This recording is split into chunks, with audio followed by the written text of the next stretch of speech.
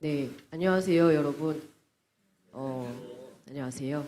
이렇게 둘러앉아서 예배를 드리니 또 색다르게 느껴집니다. 오늘은 어린이, 어른 할 것 없이 우리가 이곳에 모여서 눈을 마주보고 또 마음을 모읍니다. 이곳에 하나님의 사랑과 위로가 함께 하심을 믿습니다.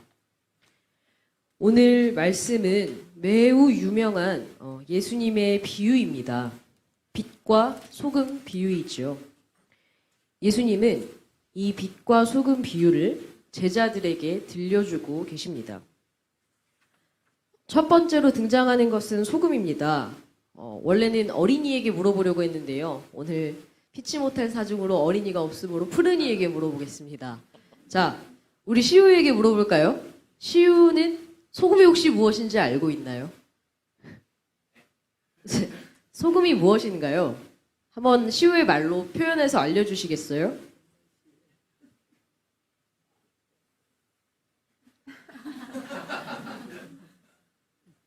어린이부 있을 때는 설명을 잘했는데요. 그러면은 해솔이에게 한번 물어보겠습니다. 해솔이가 생각하기에 소금은 무엇인가요? 이런 대단한 대답을 기대하진 않았는데요.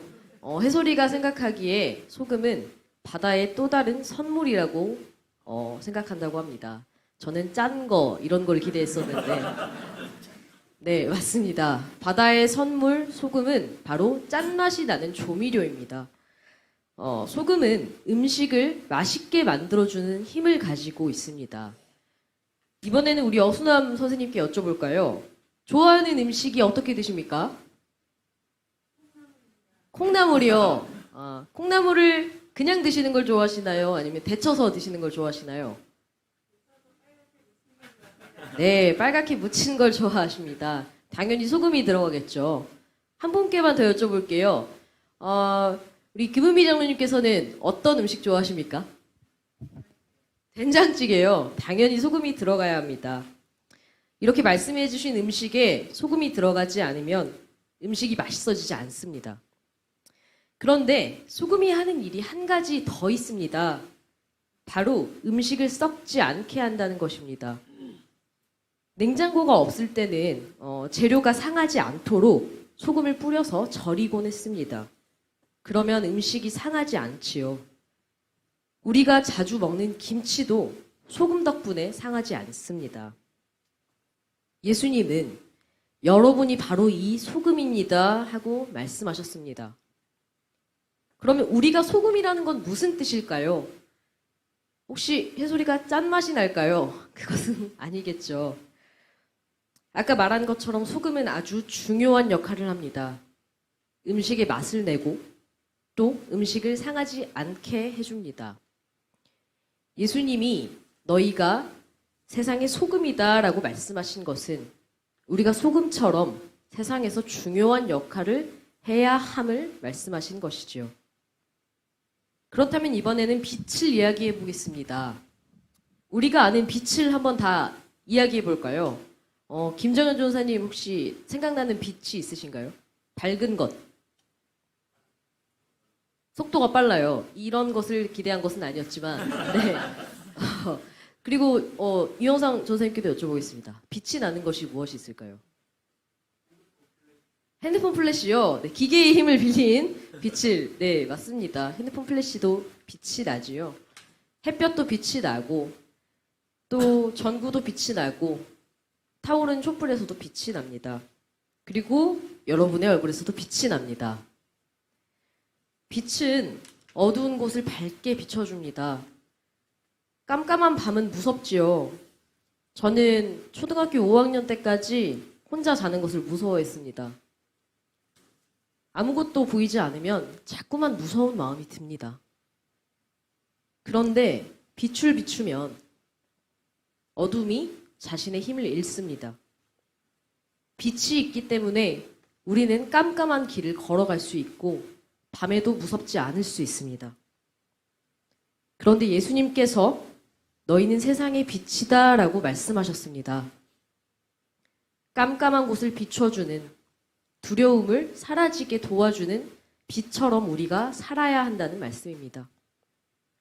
그러면 우리는 어떻게 소금이 되고 또 빛이 될 수 있을까요? 세상에 아픈 일이 참 많습니다. 공기가 갈수록 나빠지고 숨쉬기가 어려워지지요. 동물들은 집을 잃고 배고픈 사람들이 많아지고 갈 곳 없는 사람들은 추위와 더위에 힘겨워합니다. 무거운 짐을 진 사람들 또한 힘겨워합니다. 기댈 사람이 없을 때 사람은 슬픔에 빠집니다. 우리가 소금이라면 아파하는 이들과 함께 해야겠지요. 동물들이 집을 잃어버리지 않게 하고 배고프고 추운 사람이 있다면 나의 것을 내어줘야 합니다. 홀로 고통받고 힘들어하지 않도록 짐을 나눠서 들어야 합니다. 친구가 울 때 친구의 눈물을 닦아주어야 합니다. 안아주고 토닥여주고 위로해 주어야 합니다. 그게 바로 예수님이 우리를 소금으로 그리고 빛으로 부르신 이유입니다. 우리가 빛과 소금일 때 세상은 조금 더 빛나고 덜 상할 수 있습니다. 여러분, 함께 소금이 되고 또 함께 빛이 됩시다. 소금 한 알 한 알, 빛 한 줄기는 물론 중요하지만 하나로는 너무나도 힘겹습니다. 소금 여러 알이 모여야 음식을 상하지 않게 할 수 있고 빛 여러 줄기가 모여야 산 위에 동네를 비출 수 있습니다. 그러니 여러분, 예수님이 가신 길을 가고자 하시는 여러분, 내 옆에 친구와 함께 소금이 되고 또 빛이 됩시다. 함께 빛과 소금이 되어서 세상을 썩지 않게 하고 세상의 어두운 곳을 비춥시다. 가는 길이 고되더라도 서로에게 위로가 되고 희망이 됩시다. 세상을 비추고 서로의 마음도 비추는 우리가 되기를 간절히 빕니다. 침묵으로 기도하겠습니다. 최근 들어 우리 사회의 풍경을 가리켜 표현하는 말 가운데 납작해졌다라는 말이 있습니다. 개인이든 사회든 정신의 높이와 마음의 깊이를 잃어버렸다는 의미가 아닐까 생각합니다. 숭고한 이상을 꿈꾸고 그것을 향해 가는 것, 이웃과 동행하면서 마음 깊은 연대를 나누는 것 등 삶에 필요한 소중한 가치를 우리가 삶 속에서 생각할 여유를 잃어버리고 살아가는 듯합니다. 그런 정신문화는 우리들의 삶이 이 세계를 범람하고 있는 자본의 문화에 눌려버린 그런 사회의 구조적인 비극을 반영하고 있다고 봅니다. 그 속에서 많은 사람들이 자기 일상을 지키는 것만으로도 버겁게 생각합니다. 현실을 깊이 들여다보면 들여다볼수록 고통스러운 일들이 많아지지요. 그래서 현실주의자들은 대체로 비관주의자가 되곤 합니다. 사회적 불평등이 여러 모양으로 심화되었고 이제는 이 사회가 정말 변할 수 있을까? 체제와 구조는 변혁될 수 있을까? 하는 그런 마음이 낯설어집니다. 금수저와 흙수저, 이런 비탄의 언어로 일컬어지는 신분 자본주의 모습이 너무도 우리 사회에 당당해서 더 나은 세상을 꿈꾸는 사람들은 절망하곤 합니다. 이 납작해진 사회에서는 경제적 풍요를 누리지 못하는 사람들은 실패한 사람처럼 취급되죠. 그래서 인간이라면 누구나 겪게 되는 그런 마음의 갈등들, 욕망과 충족 사이에서 생겨나는 그 간격을 견디지 못하는 심리적 강박감을 모두가 강요받곤 합니다. 남들과 비교해서 난 얼마나 더 고상한 것을 쓰고 살아가는지, 남들을 제치고 더 먼저 나아갈 수 있도록 경쟁해 나아가는 삶에서 나는 얼마나 승리하는지, 이런 일들로 우리는 너무나 지쳤습니다. 또 그것을 기준으로 살아가는 우리들의 상대적인 실존은 초라해지다 못해 이 거대한 자본의 그물에 걸려버린 것 같은 느낌도 듭니다. 다시 생명을 영위하는 인간으로서 우리가 맡고 있는 이런 문제들을 진지하게 대면하는 일이 가능할까 우리는 그리워집니다.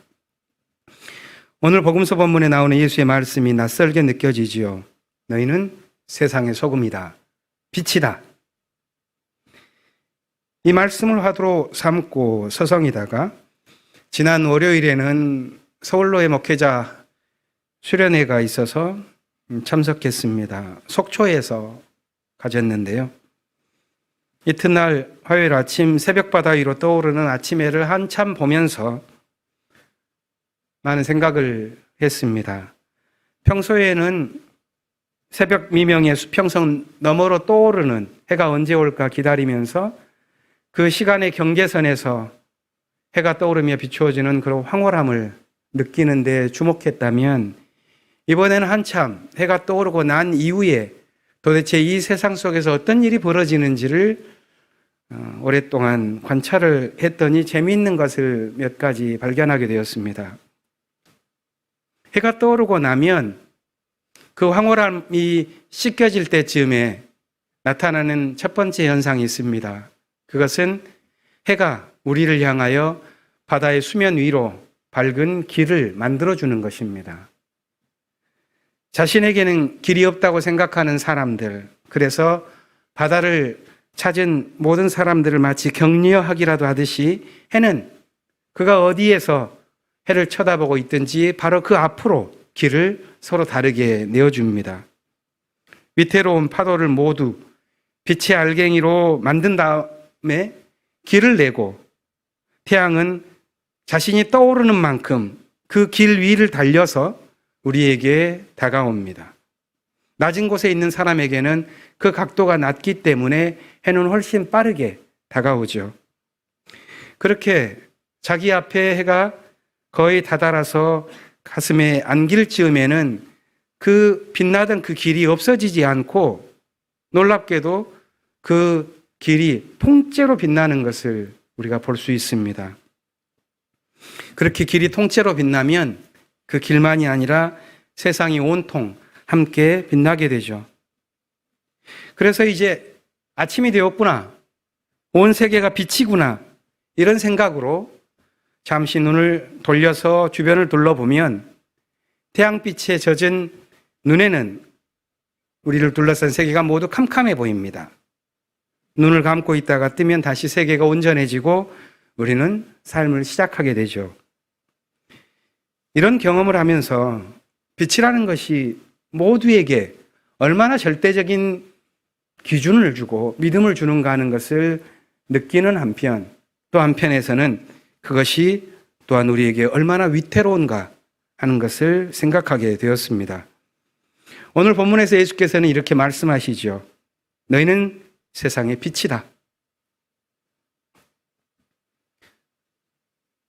로마의 식민지 속에서 고단한 어부 생활을 했었던 제자들, 세리로 또는 다른 각종 어려운 삶 속에서 예수의 길을 추구하면서 힘겹게 걸어가던 제자들, 그들에게 예수께서 주신 이 말씀은 단순히 과장된 칭찬이거나 아니면 미래에 있을 허황된 약속, 그것은 아닐 것이라고 생각합니다.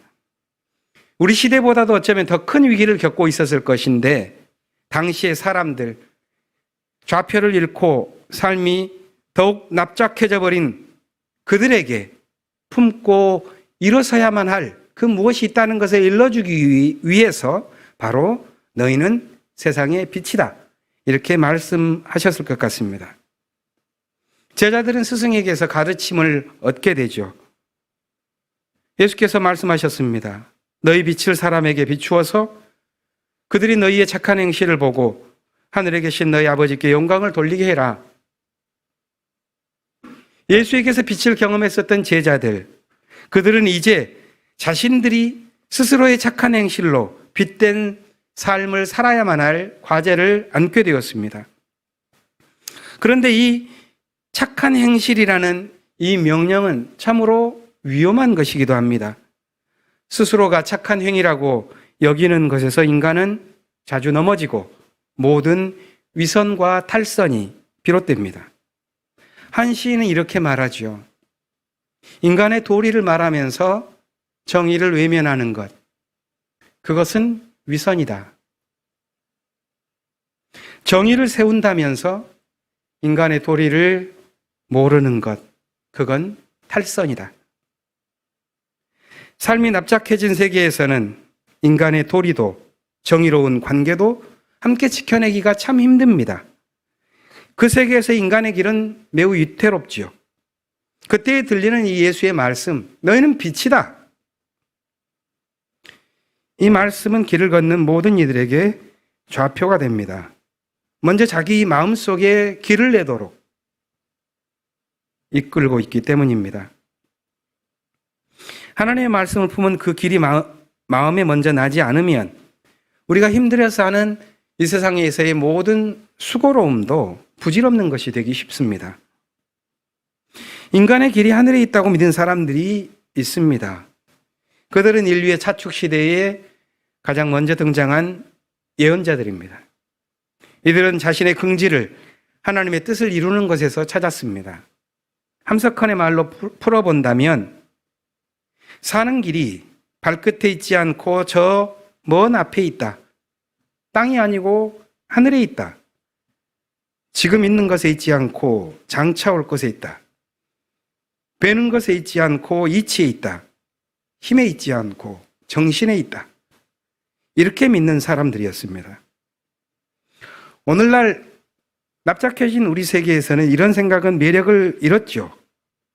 경제적으로 성공하면 악인들도 영웅이 되는 시대에 우리 시절의 경랑의 정의는 쓰러지고 평화는 잠식당해도 괜찮다. 이렇게 여깁니다. 마치 이사야가 오늘 본문에서 말한 것처럼 신 앞에서 자신을 비우는 금식을 하면서도 비운에 잠긴 태도를 보입니다. 주님이 보시지도 않는데 우리가 무엇 때문에 금식을 하며 주님께서 알아주시지도 않는데 우리가 무엇 때문에 고행을 하겠습니까? 이런 말들이 우리 세계에 범람하면서 자신만의 삶으로 저마다 빠져들어갑니다. 결국 어디가 앞으로 나아가야 할 길인지, 무엇이 우리가 찾아 나아가야 할 인간의 길인지 놓치게 됩니다. 이사야가 살았던 시대도 위태로웠습니다. 사람들은 일상적인 불안에 젖어 있었죠.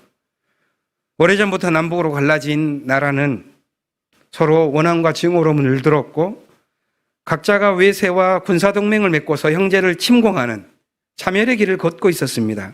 그러면서도 그들은 정의를 부르짖었죠. 그것이 시대가 길을 잃은 것이기 때문입니다. 금식을 하면서도 잘못된 목적을 두고서 이사야는 그것이 마치 자신들의 목소리를 저 높은 곳에 들리게 하려고 하는 가식적인 행위라고 보았습니다. 이사야가 그들에게 제시한 참된 금식은 이것이었습니다. 그것은 단지 종교의 규칙을 말하려고 하는 것이 아니라 위기의 시대를 살아가는 모든 이들이 되찾아야 할 인간의 길에 관한 것이었습니다. 하나님이 기뻐하는 금식이란 의로운 길을 겸손히 걷는 것이라고 이사야는 말합니다.